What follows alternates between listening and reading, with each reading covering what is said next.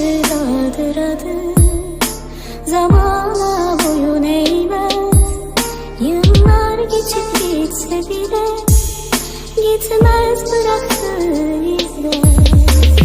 Her bahar aşkın bahtına bir ümit düşer.